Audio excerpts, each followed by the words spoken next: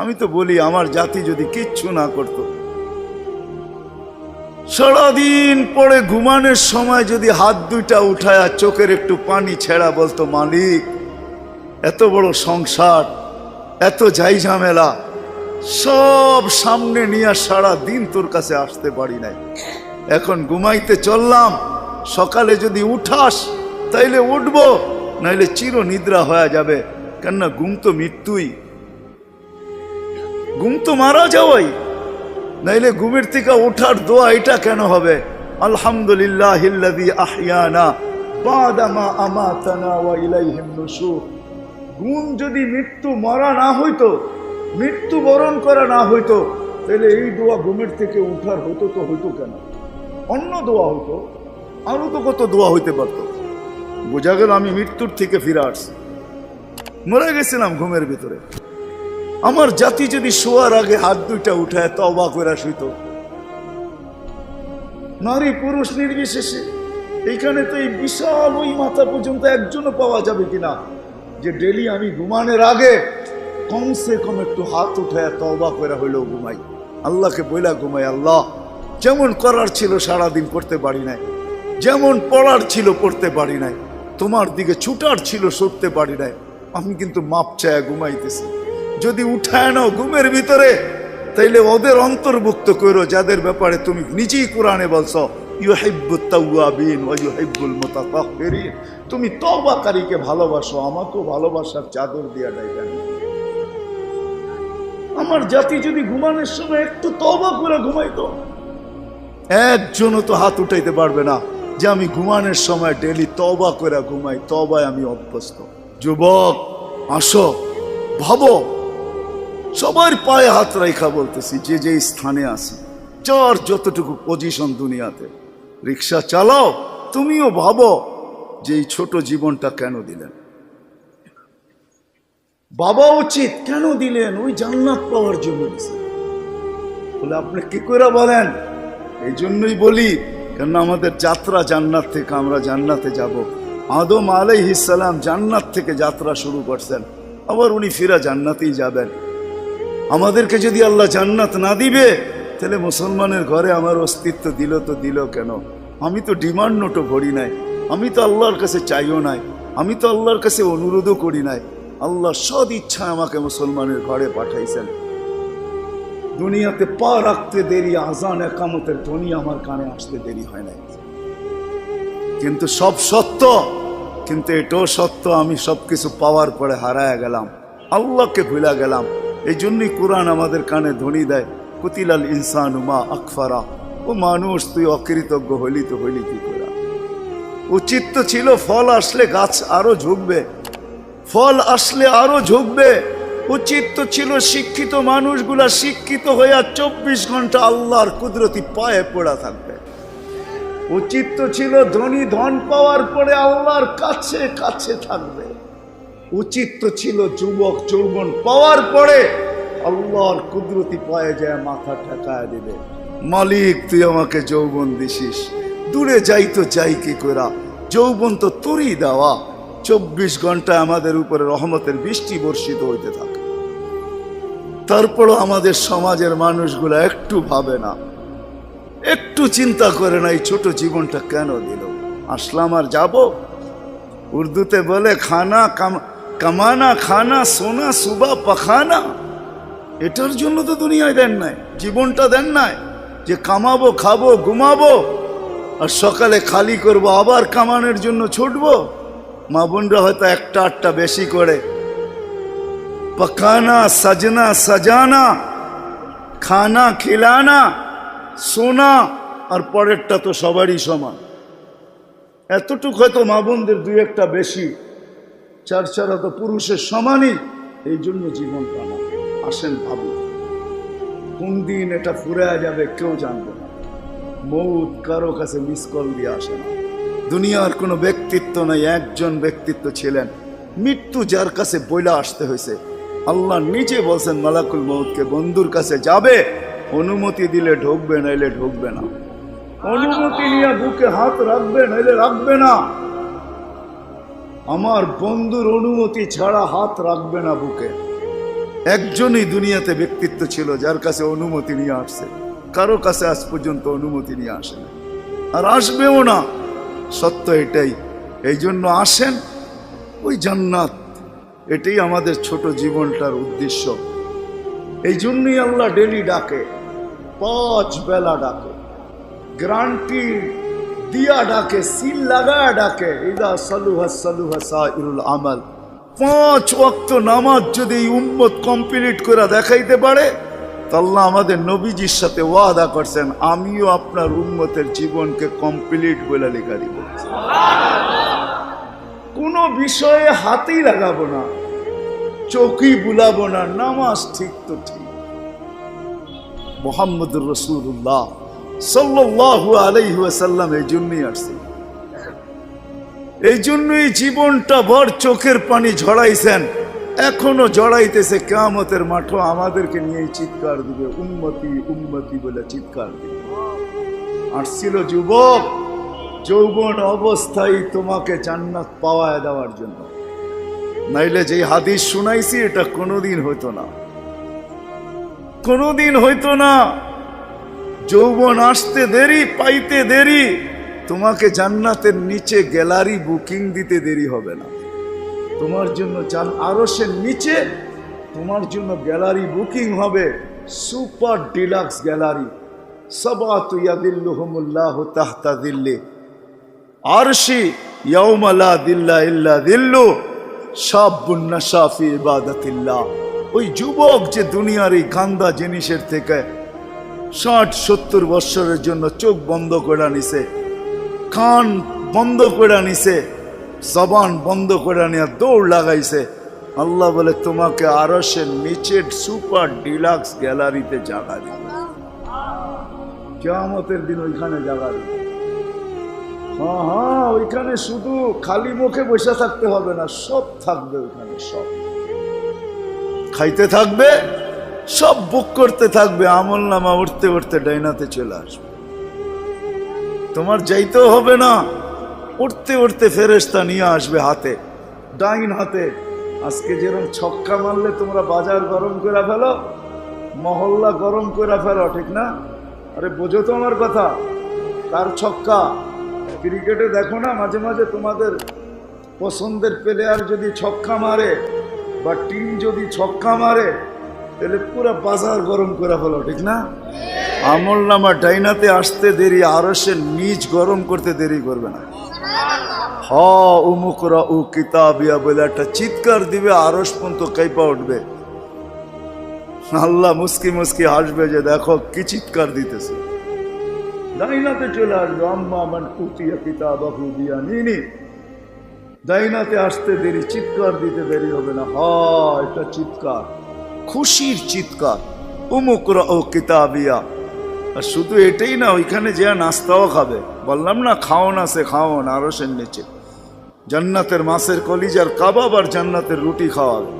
ফেরেশতারা আয়সা বলবে আল্লাহর ওলি দুপুরের খানা জান্নাতে খাইতে হবে। এইখানে বৈশা বৈশা একজন আরেকজনের দেখায় সময় কাটাইলে চলবে না। জিজ্ঞাসা করবে কি পাকাইছে আল্লাহ দুপুরে? জাবাহা লাকুম সাওরাল জান্নাত, জান্নাতের ষাঁড় জবাব। জিজ্ঞাসা করবে কোথার থেকে আনছে? আমাদের আমিন বাজার মিরপুর থেকে।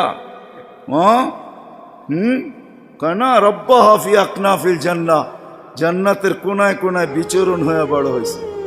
জিজ্ঞাসা করবে কি গাছ খাওয়াইছে আল্লাহ? ফেরেশতারা বলবে হাশিশ আর জাফরান, পিওর জাফরানের গাছ খাওয়া বড় হয়েছে। বর্ণনা শোনার পরে মুখে পানি এসে পড়বে, উঠবে জান্নাতে যাওয়ার জন্য, উঠতে দেরি। নূরুহুম ইয়াসা, ওই দিন নামাজের মজা বুঝে আসবে, ওই দিন উজুর মজা বুঝে আসবে।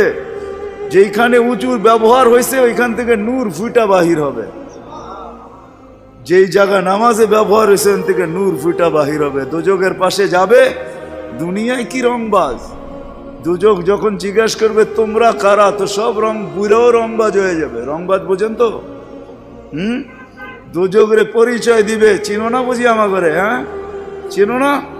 নিজেকে পরিচয় দিবে ঘন্টা ভর, তারপরে দুজক বলবে মাপ চাই বাবা, জিজ্ঞাসা করেও বিপদে পড়ছে।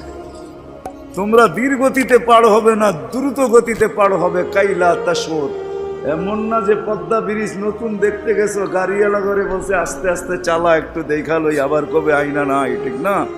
ওটার ভিতরে লেখা আছে কিন্তু কত মাইল স্পিরিটে চালাইতে হবে, এর চেয়ে কম দাঁড়াইলে খবর আছে, সিসি ক্যামেরা লাগাইয়া দিছে। কিন্তু দুযোগও বলবে দীর্ঘতিতে যেও না, আগুন নিভা যাবে, তোমরা এরম দত্তিতে পার হবে যে খবরই না হয়, উঠবে আর ওই পারে যে ঠক করে লেগে যাবে। আর ফেরেশতারা প্রটোকল দেওয়ার জন্য দাঁড়ায় থাকবে। ওয়াসিকাল্লাযীনা তাকাউ রাব্বাহুম ইলাল জান্নাতি সুমারা হাত্তা ইযা জাউহা ফুতিহাত আবওয়াবুহা ওয়া ক্বালা লাহুম খাজানাতুহা সালাম। ফেরেশতারা প্রটোকল দিবে, বলবে চিরদিনের লেগে ঢোকো জান্নাতে। আমাদের নবীজি এটাও জানায়া দিয়েছেন এই উম্মতকে, শুধু আমাদের নবীজি আর এই উম্মতকে, যুবক তোমাদের জান্ডা কিন্তু হাসান হুসাইনের হাতে থাকবে। মজা অন্যরকম হবে। মা বোনদের জান্ডা ফাতেমা রাদিয়াল্লাহু তাআলা আনহার হাতে থাকবে। আমাদের বয়স্কদের জান্ডা আবু বকর আর ওমর রাদিয়াল্লাহু তাআলা আনহুমার হাতে থাকবে। আল্লাহর নবীজি আগে আগে থাকবে। ওয়াস্তাকবিলুনি উম্মতি রব্বি, আল্লাহ জান্নাতের গেটে আমাদেরকে স্বাগত জানাবে। কেমন হবে?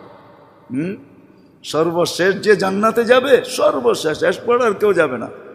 ও যখন জান্নাতের দরজায় যাবে, হুর দেইকা 40 বছর তাকায় থাকবে, খালি রূপ দেইকা 40 বছরের লেগে ট্যা হয়ে যাবে, ট্যা। 40 বছর পরে হুর ওর গালের ভিতরে চিমটিকাইটা বলবে, খালি দেখবি আর কিছু কাহিনী নাই, আর কত দেখবি তুই আমারে, চল ভিতরে। ওই জান্নাতের জন্য ছোট জীবনটা দিছে। ওটার জন্যই যার কাছে যে যে অবস্থানে, এই অবস্থানটা ওই জান্নাতের জন্য কাটাবে কিভাবে, এটার জন্য মুহাম্মদুর রাসূলুল্লাহ সাল্লাল্লাহু আলাইহি ওয়াসাল্লাম। আমি তো বলি যুবক, হায় এই জীবনে তো কতবারই চুল কাটলা, ঠিক না? কাটো নাই চুল? হ্যাঁ, কমসে কম তো ঈদে কাটো, ঠিক না? আজ পর্যন্ত সেলুনে যে কোনোদিন বলছো যে আজকে তোদের যতগুলা ডিজাইন আছে এগুলো সরা? ও যদি বলে তোর মাথায় কি হলো, কয় না না সরা তুই এই ডিজাইন। আজকে আমি নিয়ত করে আসছি আমার চুল কাটবো আমার নবীর ডিজাইনে, আমাকে কাটা দিবি। একজন যুবক দেখুক, বলুক কসম খোদার জন্য তুমি নবীর মহব্বতে একদিন চুলও কাটতে পারো, তাহলে আমি জানি তোমার যদি ঈমান নিয়ে মরতে পারো, একদিনের চুল কাটা তোমাকে জান্নাতে নিয়ে যাবে। নবীর আদর্শ আল্লাহর কাছে বড় প্রিয়। এই জন্য আসো, লম্বা করতে চাইতেছি না, আসো ছোট জীবনটা যে যেই ক্ষেত্রে আসি, যুবক যৌবনে, নারী নারীত্বে, পুরুষ পুরুষত্বে, ধনী ধনের ভিতরে, যে যে অবস্থানে আসি, পজিশনে আসি, এটা ওই জান্নাত নেওয়ার জন্য। নাইলে পস্তাইতে হবে, সওয়া যাবে না, এটাই সত্য। এক এক দুযোগীর এক একটা দাঁত হবে 10 কিলোমিটার চওড়া, উপরের মারিটা হবে 160 কিলোমিটার, বসতে জায়গা লাগবে 470 কিলোমিটার। ওই পাহাড় আমি 4 বার এই 2 চোখে দেখছি, ইয়ামানে জাবালে বায়দা, যেটার সমান এক একটা রান হবে। হায়, সইতে পারবে না। তোমাকে মুসলমানের ঘরে অস্তিত্ব দিছেন এই জন্য না, তোমাকে মুসলমানের ঘরে অস্তিত্ব দিছে যুবক এই জন্য যে তুমি যৌবন দিয়েই আল্লাহর কাছ থেকে জান্নাত নিয়ে নিবে। পরের সময়টা যেটা থাকবে ওটা শুধু বোনাস থাকবে। জান্নাত তুমি নিয়ে নিবে, পরে যা সময়টা পাবে এটার জন্য তোমার পদমর্যাদা বাড়তে থাকবে, জান্নাতে মর্যাদা বাড়তে থাকবে। কিন্তু জান্নাতের প্লট তুমি যৌবন দিয়ে নিয়ে নিবে, এই জন্য তোমাকে যৌবন দিয়েছে। আসো আজকে সবাই মিলে অঙ্গীকার করি, বুলার রাস্তার থেকে ফিরে আসি আর ভাবি যে আমাকে কিন্তু জান্নাত নিয়ে যেতে হবে। ওইখানে কোনো পরিচয় চলবে না। যদি চলতো তাহলে একটা কথা বলেই শেষ করতেছি, দুনিয়ার কারো যদি নাও চলতো তাহলে আবু তালেবের জন্য চলতো পরিচয়। আবু তালেবের চলতো, যেই নবীর পিঠের ছোঁয়া পাইলে ভাগ্য খোলে, আল্লাহর রসুল খেজুর গাছে পিঠ লাগায় জুমার খুতবা পড়তেন। যেই দিন মেম্বরে উঠছেন, পা রাখছেন, খেজুর গাছ বাচ্চার মতো ফুফায় ফুফায় কাঁদতেছিল, বিলাপ করতেছিল, আমাকে বঞ্চিত করলেন কেন? পেটের ছোঁয়া দিতেছিলেন, ধন্য হইতেছিলাম, কেন বঞ্চিত করলেন? মেম্বরে কেন পা দিলেন? আল্লাহর রসুল সান্ত্বনা দিতে দিতে এই পর্যন্ত সান্ত্বনা দেওয়ার পরে কান্না থামছে যে তোকে আমি জান্নাতে নিয়ে যাব। দুনিয়াতে তুই খেজুর খাওয়াইতে পারিস না, তুই জান্নাতে খেজুর দিবি, আমি খাবো। ওই আবু তালেবই আল্লাহ রসুলের ছোঁয়ায় ধন্য হতো। 44 বৎসর চাচার সিনায় থাইকা বড় হয়েছেন। 44 বৎসর পর্যন্ত চাচার সিনায় ছিল। ও যুবক, আমি চুল কাটার কথা এই জন্য বলতেছিলাম। আনাস ইবনে মালিক রাদিয়াল্লাহু তাআলা আনহু বলেন, আল্লাহর রসুল আমার ঘরে আসছে, আমি দস্তরখান বিছায়া দিছি, খাইছেন, দস্তরখান দিয়ে হাত মুছছেন। ওই দিন থেকে নিয়ে আজ পর্যন্ত যতদিন বেঁচে থাকবো দস্তরখানকে পানি আর সাবান দিয়ে আমি পরিষ্কার করি না, আর করবো না। যখনই ময়লা হয় আমি আগুনে নিক্ষেপ করি, আগুন ময়লা খায়া ছাই করে ফেলে, আমাকে চকচকে দস্তরখান ফেরত দেয়। একটা সুতাও জ্বালানোর ক্ষমতা রাখে না। যেই রসুলের হাতের ছোঁয়া পাইলে দুনিয়ার আগুন, দুনিয়ার সুতা পড়তে পারে না। তুমি যদি ওই রসুলের স্টাইলে চুল কাটো তো দোজখ তোমাকে ধরবে, তো ধরবে করতে পারে। আমার কাছে লজিক আছে, যুক্তি আছে।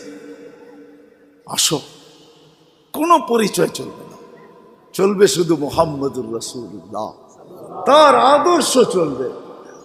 এই জন্য আসেন, ওয়াদা করি আজকের থেকে যে আমি আমার জীবনটাকে আল্লাহর রসুলের আদর্শে যে জায়গায় আছি, গরিব গুরবতের ভিতরে থেকে, হায় গরিব তো ভাবে দুনিয়াও পেলাম না, আমিও ভাবি গরিব দুনিয়াও পাইল না, আখেরাত যেন হাতছাড়া না হয়। কিয়ামতের মাঠের আধিপত্য গরিবদেরই থাকবে। একটাই সম্প্রদায় কিয়ামতের মাঠে যাদের হিসাব কিতাব হবে না, কানে কানে ফেরেশতা বলবে ইনতালিকু ইলাল জান্নাতি বিগাইরি হিসাব ওয়ালা কিতাব, তোমাদের হিসাবও নাই কিতাবও নাই, চলো জান্নাতে চলো। এই জন্যই আল্লাহ রসুল গরিবদের ভিতরে উঠতে চাইছেন। অহশুরনি ফি জুমরাতিল মাসাকিন, হিসাব কিতাব নাই। শুধু এইখানেই শেষ না, আল্লাহ বলবে তামাত্তাউ 500 আম হাত্তা ইয়াদখুলাল আগনিয়া, দুনিয়াওয়ালারা দুনিয়ায় ভোগ করছে 60-70 বৎসর, তোদেরকে দেখায় দেখায়, তোরা খাবি 500 বৎসর ওদেরকে দেখায় দেখায়। 500 বৎসর পরে ধনীদেরকে যেতে দিবে। এই পাশে বসায় রাখবে, বলে বসো আর দেখো ভিতরে কি করে। গরিব বড় বড় বার্গার লইব, 2 হাতে ধরে টানবো আর খাইব। বড় বড় গ্রিল লইব, দুনিয়ার যত খানা জান্নাতের এটা লইব, আর লম্বা লম্বা টান দিব আর দেখাইব আর চোখে টিপি দিব। কি বেরিয়েছেন কেন? ঠিক না? আমি তো মাঝে মাঝে বলি, হুজুররা কি বলবে জানি না, হুরেরও যদি আয়ে বলবো পরে অনেক সময় আছে তোর লোকে দেখা করার, যা এখন 500 বছর খাওয়ার অনুমতি দিছে, দুনিয়ার 60টা মিটায় লই, 500 বছর খায়া লই, পরে দেখা করবো বাগেন থেকে। হুরের কাছেও যাবে না। আল্লাহ ওই গরিবকেও ওই ক্ষেত্র দিছেন, ধনীর জন্যও দিছেন। ধনীর জন্য যে দেন না এমন না, তাহলে ফুসাইল ইবনে ইয়াজ রহমতুল্লাহ আলাইহি বলতেন না, আমাদের সমাজের বিত্তশালীরা যদি গরিবের বাড়িতে যায় আর যা তালাশ করে কার ঘরে কি পাক হইল কি হইল না, আল্লাহর রসুল বলে তুবাল আমির আলা বাবিল ফকির, এর চেয়ে উত্তম ধনী কেউ নাই যে গরিবের দরজায় যায় খটখটায়। ফুজাইল ইবনে ইয়াজ বলে তুমি 1 লোকমা ক্ষুধার্তের মুখে উঠায় দিবা, লোকমাতুন ফি বাতনিন যায় খায়রুম মিন বিনাই জামে, একজন আল্লাহর ঘর বানায় যা না পাবে, তুমি গরিবের ক্ষুধার্তের মুখে 1 লোকমা উঠায় দিয়ে এর চেয়ে বেশি সওয়াব পাবে। আল্লাহর ঘর বানাইলে জান্নাত পাওয়া যায়, গরিবের মুখে 1 লোকমা খানা উঠায় দিয়েও জান্নাত পাওয়া যায়। হাদিসে কুদসি আছে, আল্লাহ বলে আমি ক্ষুধার্ত ছিলাম, তুমি কেন খাওয়াইলে না?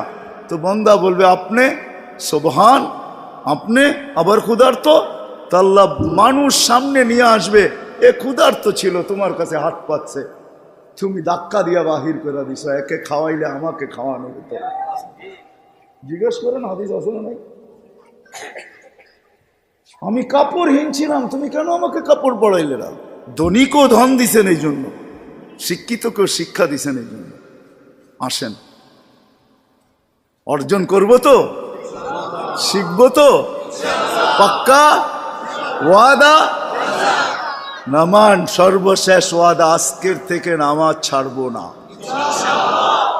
ওয়াদা কিন্তু ওয়াদা হইলে উঠান, নাইলে